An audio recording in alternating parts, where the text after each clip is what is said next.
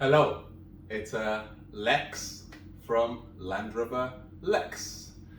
Now, today we are going to be talking about three key potential issues for Grenadier. Now, I say potential because they may have figured it out, they may already have a solution that I know nothing about, so potential. But I think, nevertheless, there are issues. These are issues that need to be raised. Now, I do not mean to be a party pooper. I am excited about Grenadier. I love what they're doing. I've already made a reservation, and hopefully, if I can afford it, I'd love to buy a Grenadier. However, I feel there are a few inconsistencies, just one or two, nothing major, and a few areas that I think need to be addressed. And someone has to say it, so I'm starting. I'm getting the ball rolling, and we'll see where it goes from there. So I'm doing this so Grenadier can hear and listen, and hopefully make some changes, and also for customers, future customers like yourselves, to be aware of these areas ahead of making a reservation and buying. I think it's worth just be knowledgeable, just knowing, having all the information you need present to you, available to you when you make a decision on reserving and buying. So, should we dig in? Let's do it. Now, what is the first potential issue? It is production. And you might have heard of this in a different video, but this is from a different angle. Production. What do I mean by production? I mean numbers. The numbers don't seem to add up. And I think it's worth exploring that further. And to explore that, we will be doing some calculations. So if you've got a calculator on your phone or somewhere, dig it up. If you're very good mathematically, excellent, get ready and let's do this together. So the first number I'm throwing at you is 75,000. Now, these are the people who a couple of months ago went on the Grenadier's website and said, look, count us in, we are excited, we want to follow your journey, we believe in what you're doing, and we'll be there with you all the way through. So Grenadier saw that and thought, oh, that's amazing. You know what? We are going to reward you. And what did they do? Grenadier said, for those of you, those 75,000 early Andresers, here is a reservation code. You will have 2 weeks to make a reservation of your Grenadier ahead of the wider public, which is amazing. They rewarded us for being, in a way, loyal from a very early stage. Now, I've always maintained that of those 75k, I reckon, say, roughly 60k will commit to actually making a reservation. Now, why 60k? Two reasons I have to come up with. Number one is we then found out the price will be 48k, which I think most people would agree is quite steep. Then number two, reservation fee, 450. It's a little bit steep as well, but I mean, if you get to buy a car for 48k, perhaps 450 isn't so much. But I think for those two reasons, 40% will probably just drop off and follow on the sidelines. Now, so we've got 60% of 75,000 people who I think will go ahead and make a reservation. Now, what is 60% of 75,000? Yes, that's right. 45,000. So I reckon of the 75, 45 will go ahead and say, yes, I'm reserving, which is great. That's perfect. Now, I feel of those 45, how many do you think is actually going to commit to buying? My view is, I reckon 20% of that 45,000 people will drop out for various reasons. Life happens and they're just watching on the sidelines. They wanted to get closer to the action by paying the 450, but actually are not really committed all the way through. Some people, I could be, others could be in a category, because right now we're thinking, how am I gonna afford 48k for a 2-seater? Perhaps the 5-seater could be potentially 52k. How am I going to afford that in a brand new car? I only buy used cars, so what am I going to do? So the point here is, I reckon around 20% will drop off. So that leaves us with 80% of 45,000 people. Now, what is that? Countdown. The clock is going right now. The answer is 36,000. So I reckon 36,000 of the original 75,000 people will go ahead and buy the Grenadier. Now let's put that figure of 36,000 to one side, and let's sort of go through a different set of figures. Now these figures, in my view, will be from, so let's assume when reservation opens next week. So today is 10th of October, reservations will open to the global public, global public on the 14th of October. So let's assume from the 14th of October this year, so 21, to 13th of October next year, how many people do you think will go ahead and make a reservation? And then how many of those reservers will go ahead and become committed buyers? So my estimation is, because of the amazing job Grenadier have done building such an incredible vehicle, which, I mean, the science and everything they've done, it looks incredible. So I think because of everything they've done, because of the interest they've generated, it's a global reservation. I'm estimating roughly 250,000 people will go ahead and make a reservation in the first year. Do you think that's high? Is it low? Let me know what you think. So 250,000 people globally reservation in the first year. Now, of those, my view is probably just a little bit less than half of that will actually go ahead and commit to buying. So let's say the figure is for argument's sake, 115,000 people will go ahead and buy if given the opportunity in the first year. All right, now let's bring those two figures together. So we've got 36,000 people from the early hand raisers, and then we've got 115,000 people from the global reservation in the first year. Together, what do we get? Yes, 151,000 potential committed buyers in the first year alone. Now let's wrap it up. Let's round it up, rather. 150k sounds better. 150 people will be ready to buy the car in the first year if given the opportunity. Now, before I take those figures further, it's worth you watching a video. This video is from the BTG, so Building the Grenadier live events that was held on the 29th of September, a day before reservation was opened to the early hand raisers.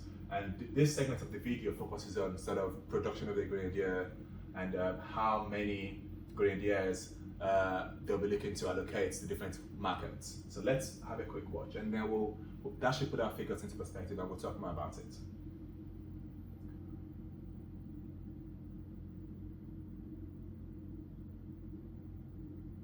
And just picking up on that, is there a sense of what the volumes, the number of units will be going to these different places? Because the factory in Malta is coming, in Handback is coming along nicely. It's producing vehicles now, but they're still prototype vehicles essentially. So how many are you going to be able to churn out in a year, and how many are going to go where? Shall I do this one? I'm happy to take this one. I'd say, to start off, we've always been talking about, for peak year 2026, around the 30,000 vehicles.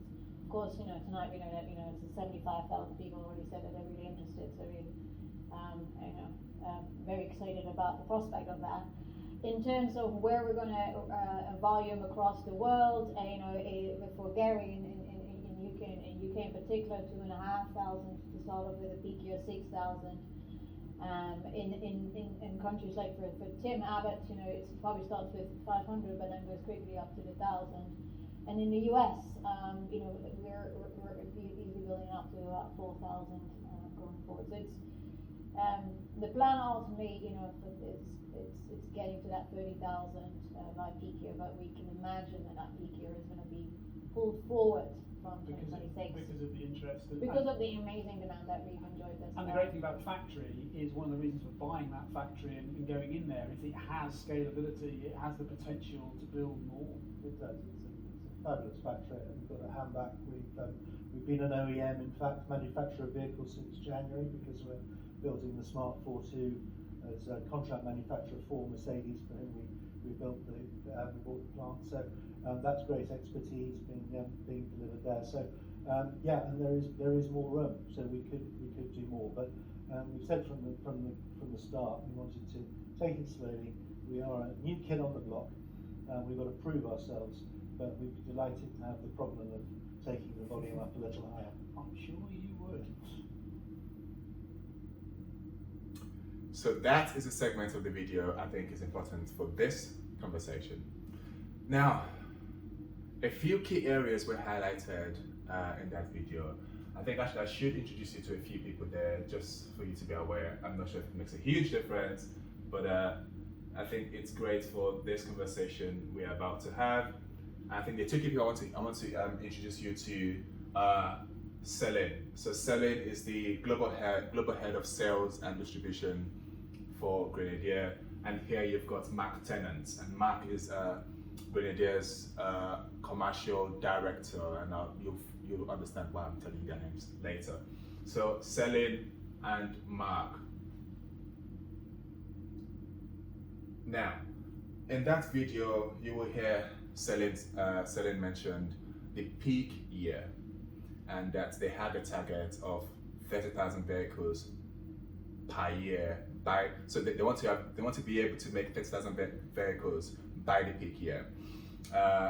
What year is the peak year? The peak year, as they classified it, is 2026. So in 5 years' time, they want to be in a position where they can make 30,000 vehicles per year. And what that means is, as Mark Tennant was saying towards the end, is that they've made an active decision to start slowly and gradually, because they're a new manufacturer, they're new to the market, they want to get it right. And I see a lot of sense in that argument, because you're fairly new, you don't want to rush yourself, there's a lot riding on it, so you've got to try to make sure you get it right. That's fair. So the peak year is 2026. They want to be able to make 30,000 vehicles by then. But if you actually then also listen to what Celine was saying when she was sort of distributing in a way, sort of talking about the figures for each of the markets. Celine mentioned 2,500 units in the first year for the UK. 2,500.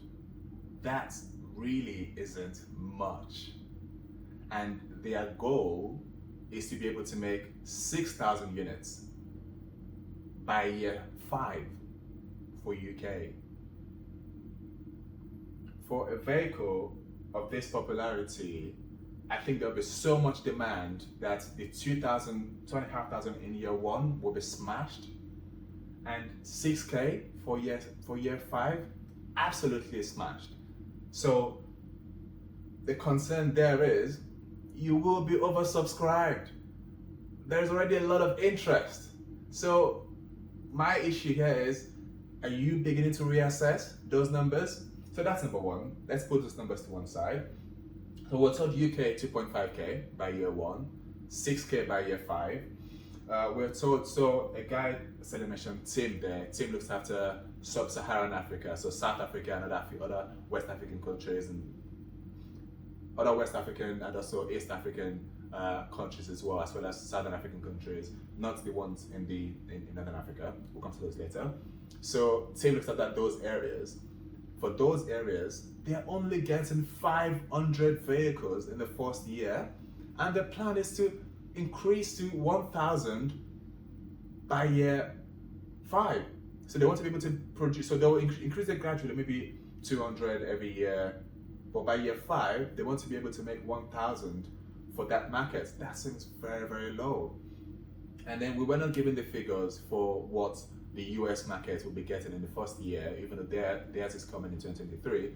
We're not given a figure, but we know that they want to build up to 4,000 vehicles for the US market by the peak year of 25.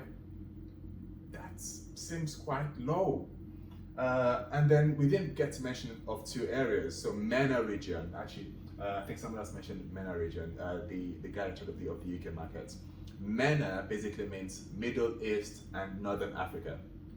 So earlier I said that same is looking after Sub-Saharan Africa, which is sort of from this bit all the way down. The bit that's sort of more closer to the Middle East, that bit is called Northern Africa, where you've got sort of Tunisia and a few other countries across that area, Algeria, all above Egypt as well. So those countries that are close to the Middle East, they group together as MENA region. And we're not giving the figures for those areas, but from a different video where I know Mark was being interviewed, and I'll play that video to you later, but actually separate segment of that video, Mark confirmed that the MENA region, particularly the Middle East region, is a very, very important region for them. That in fact, that region will be at the forefront of receiving deliveries, as well as the UK, when the units begin to roll off the production line. Now, it's very important to them because of, the money. They will pay a lot of money for it. So, but we're not giving the figures for that. And also, we're not giving the figures for EU as well. But I've been doing some calculations and I've put some figures together. And my estimation is, in the first year alone, I reckon they'll start low. I think they'll probably make maybe about 10 to 12,000, but let's say 10,000. I think they'll make 10,000 in the first year. It could be $2,000 more. And I think in the second year, they'll increase that 10 grand to 13,000. So they'll make 13,000 in the second year, increase by 3K. And then by year 3, I reckon they'll increase that by 5K, they'll make 18,000 units. And then by year 4, I think they'll maintain the 5K from year 3 to year 4, so just increase by another 5K, not more, just to ensure they can still maintain, deliver that capacity. And by year 4, they'll become experts. So come year 5, I think they'll ramp it up, 7K, they'll hit their 30,000 commitment by year 5, so they'll be able to make 10,000 units by year 5, which is great. But actually, if you add all of those figures together, based on my estimation, from year 1 to year 5, they would have only been able to make 94,000 94,000 units. But you know what, for argument's sake, let's round that up to 100,000 units by year 5. Now, let's dig back out the figures we were playing with earlier. So we had 36K from the early end raisers, and we then had 114K from the global committed buyers. So those two figures together form 150. But in fact, based on these calculations, which I think is quite close, but do challenge me if I'm wrong. Happy to be challenged, suggest other ways of calculating it. So 150K from the first year reservations and commitments only against production for the first 5 years. You can already see that the numbers don't match. Now, we know the reason why they've done that. As Mark explained earlier, they are new to the market, they want to take it slowly. We also know that the Hamburg plant has the capacity to produce 20,000 more than that, right? So we know all of that. So where I think this leaves us is, it's absolutely clear that Grenadier will be oversubscribed. I think so. And it's also absolutely clear that actually it will take years, more than 5 years, potentially 6 years, for them to meet the demand of the first year of reservation only. Let that sink in. It will take roughly 6 years to just meet demand from year 1. So what happens with demand from year 2, 3, 4, 5? How? Is there going to be an incredibly long waiting list? Would they actually decide to cut it short because they feel they might not be able to meet demand? These are questions we need answers to. So, what does that mean for Grenadier? I think it means there might be challenges early on. I think it means customers could get frustrated if they're having to wait several years for delivery of a car they paid reservation fees for 3 years ago. And I think they should get on this I'm sure they're probably already aware of it, but they need to find a solution because, you know, I'm a stakeholder. I am interested in the Grenadier being successful, and for that reason, I'm flagging this early so you can get in early, get on top of it, and deal with it. And I have some suggestions, all right? I've got some ideas, and you know, where are my ideas?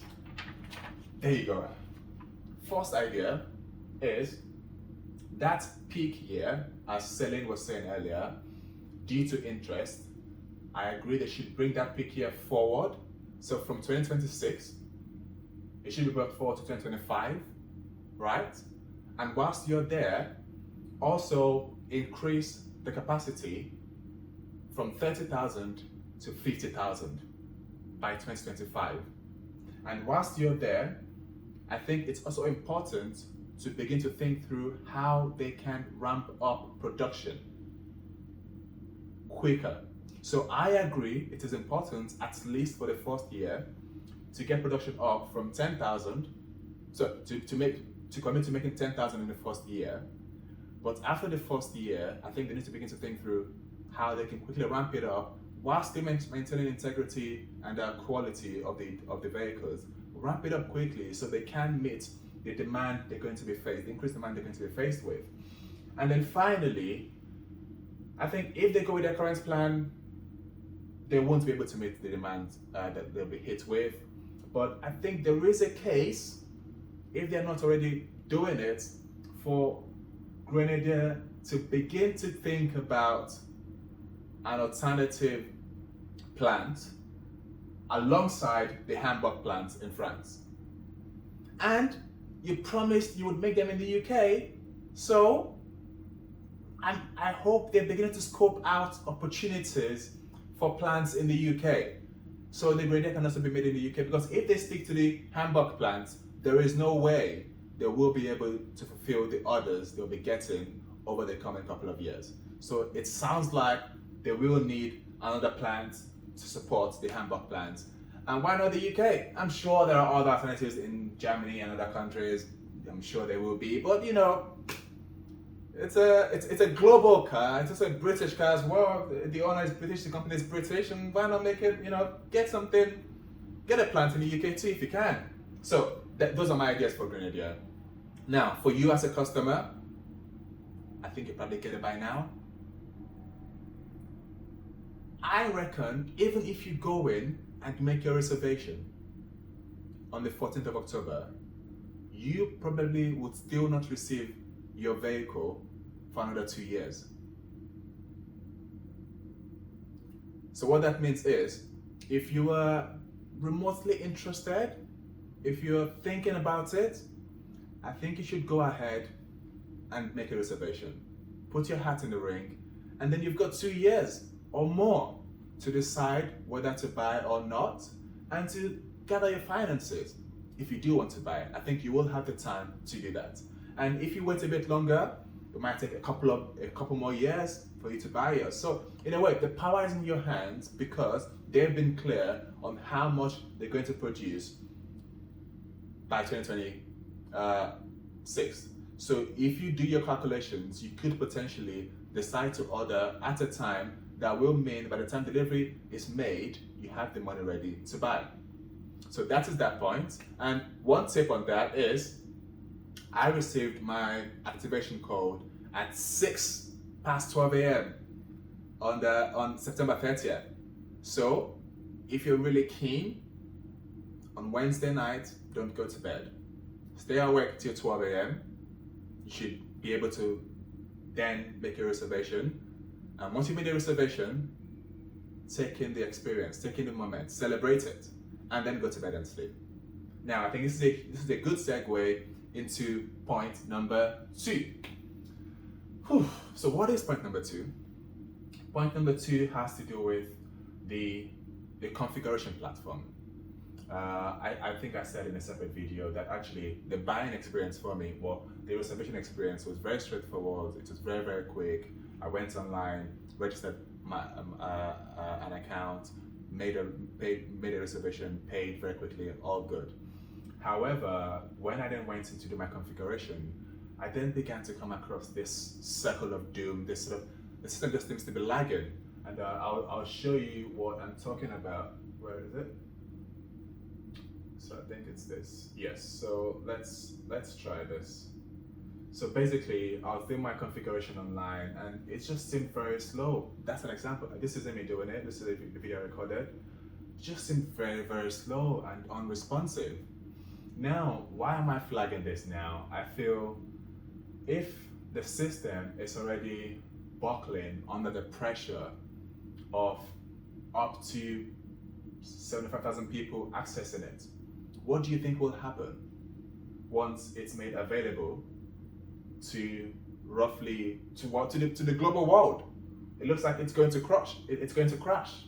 So for that reason, I think it makes sense for Grenadier to invest heavily in this area. Again, that's it.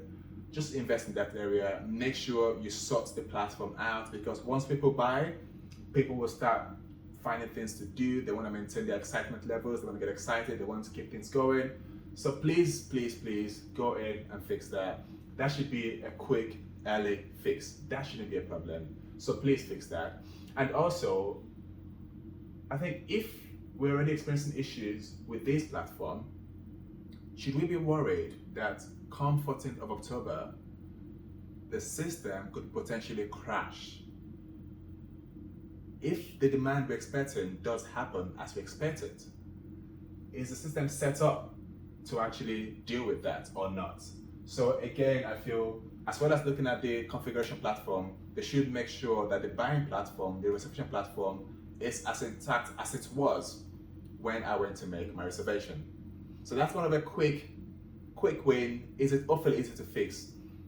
Second potential issue. Now, what is the final issue?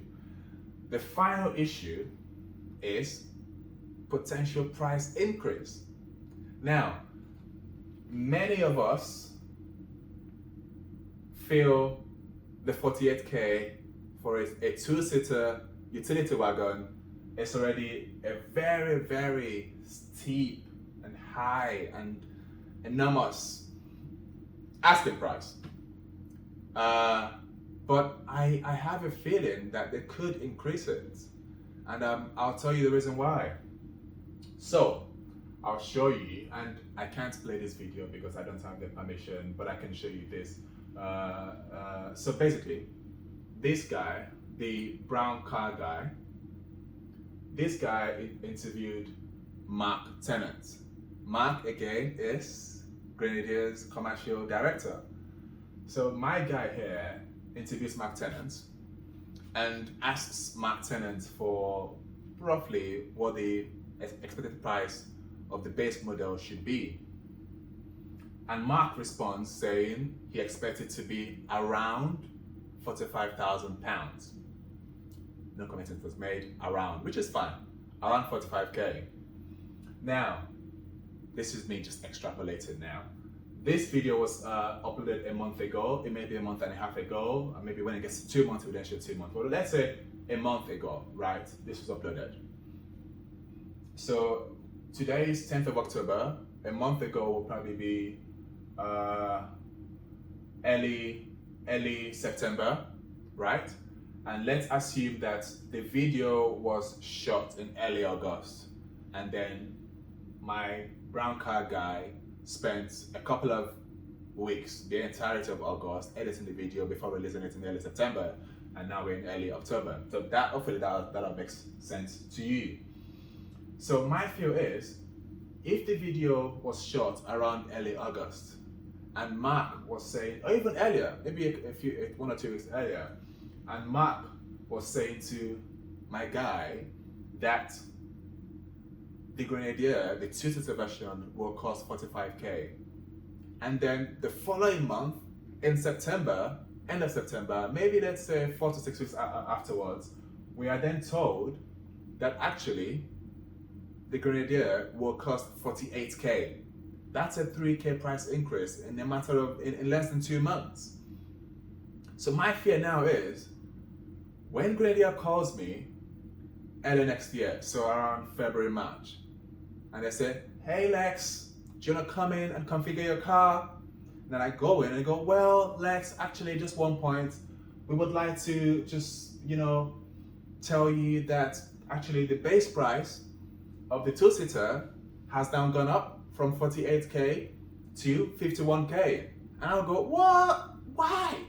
And they'll go, well, you know, Lex, chip shortages, it's been hard finding the right chips. And Lex, you know, the price of metal has gone up. That's what Tesla claimed, Elon Musk. And you know, Lex, in addition to that, the price of aluminum has gone up. And Lex, you live in the EU, you know, we've struggled with electricity prices and gas prices. They've just gone off the roof. They've shot off. So we've had to factor those increases into our pricing. Therefore, Lex, we feel it's justifiable for us to now charge you 51k for the basic Grenadier. Don't, please. Mark, do not do that to me. All right, Mark? Let the price be the price. No further price increases, Mark. Let it be 48k and keep it there. Just stick to your word. We've all been to 48k. Leave it as 48k. Let it be. Don't touch it. All right? And you know what? You can go further. I feel if you wanted to, when you call me for my configuration next year, you may well say, hey Lex, hey the rest of the world, you know what? We've revisited our numbers and we think actually we can reduce the price from 48k to 47k. You can do it. Give us a late Christmas gift. Yes. So, on the price front, I think it's something to be partially worried about. I think at 48k, it's already very, very high for a two-seater utility wagon. And as I've just shown you here, and you can actually go and watch that video if you want to. I'll tell you exactly. So watch the last 2.5 minutes. That's where Mark confirmed roughly 45k for the UK market. So you can see that yourself if you go and watch. So just Google that, just search for that last 2.5 minutes, you find it there. And I think any further price increases will just demotivate people. Don't do it. Keep the price as it is and continue the excellent work. So that brings me to the end of the 3 key potential issues I feel Grenadier could have over the coming days, coming weeks, coming months, coming years. And I hope they're really able to find a solution to these areas. So I'd like to hear from you. Tell me what you think. If you think those areas make sense to you, let me know if there are other areas you think they could also focus on or could pose potential issues. Just let's communicate. Let's chat. Let me know what you think. And if you've enjoyed this video, if you found it useful, helpful, then please give me a thumbs up. And whilst you're there, please subscribe as well. Thank you to those already subscribed. I can see it's increasing. Thank you very much. And finally, follow our journey, Anna and I, on Instagram at LandRoverLex. I appreciate I've not been posting for a while. I had COVID, I fell ill. I'm getting better now. I'm getting there. So that's why we've not done much. But looking forward to doing a lot more on the Defender. But also really excited about getting the Grenadier and also just traveling around the EU in the Grenadier, just camping and doing all sorts and exploring the outside world, so to speak. So thank you for watching and enjoy the rest of your day.